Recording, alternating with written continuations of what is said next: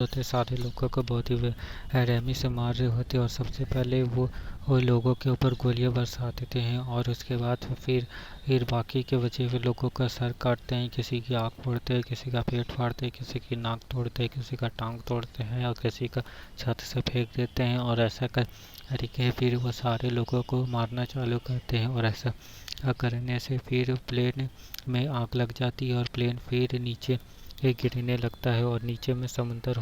होता है और समुंदर में ही वो प्लेन गिरना वाला होता है। जिसके बाद फिर हम उस साइंटिस्ट को देखते हैं जो कि क्या कह रहा होता है कि मैंने अब इस एज का एंटीडोट बना लिया है और इसीलिए अब मुझे किसी के ऊपर एक्सपेरिमेंट करना होगा, लेकिन हमारे पास जब आपकी एक्सपेरिमेंट करने के लिए कोई भी इंसान नहीं है और इसीलिए हम उन जॉम्बिस के ऊपर ही इसका एक्सपेरिमेंट करेंगे कि और उन जॉम्बिस को ही यहाँ दुनिया में से ख़त्म कर देंगे। जिसके बाद फिर उसकी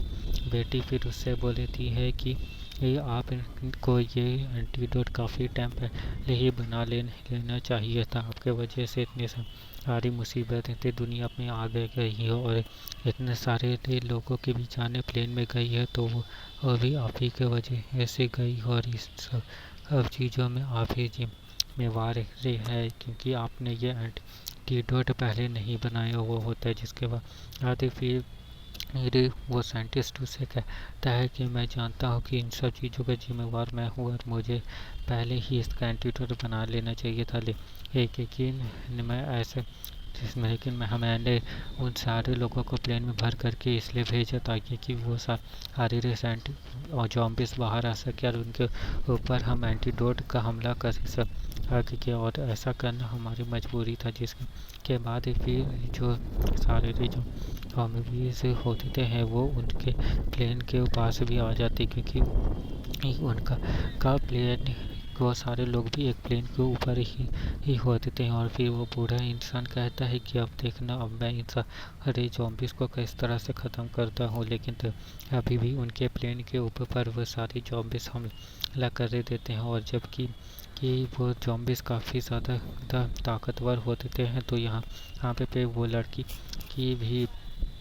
जॉम्बी बन जाती है क्योंकि उसे भी वो जॉम्बीज ने वो जॉम्बी बनने वाला इंजेक्शन लगाया था और इसलिए वो भी अब जॉम्बी बन जाती है और सारी जॉम्बीज का अटैक प्लेन में हो आता है और प्लेन में सारे के साथ जॉम्बीज लोग हमला करके सारे के सारे लोगों को मारना चालू करते हैं। लेकिन यहाँ पे कुछ एक्सपीरियंस कमांडर भी होते हैं जो सब कमांडर सारे लोगों को सारे ज़ॉम्बीज़ को मारने की कोशिश करते हैं और उसमें से एक कमांडर सबसे पहले एक ज़ॉम्बी को मारता है, फिर पीछे से उसका दूसरा ज़ॉम्बी हमला कर देता है। जिसके बाद फिर वो ज़ॉम्बी भी वही कमांडर मारा जाता है और इसी तरह से ज़ॉम्बीज़ और कमांडर के बीच में लड़ाई चलते रहती है और जबकि ज़ॉम्बीज़ ज़्यादा खूंखार और स्ट्रांग थे और इसीलिए वो उन सारे कमांडर्स के ऊपर ज़्यादा भारी पड़ रहे होते हैं और बहुत सारे कमांडर्स को गोलियों से मार देते हैं और उनकी जानें ले लेते हैं और बाहर से बहुत सारे शार्क्स और उसके बाद फिर बाहर में वो सारे जॉम्बी से शिप से उन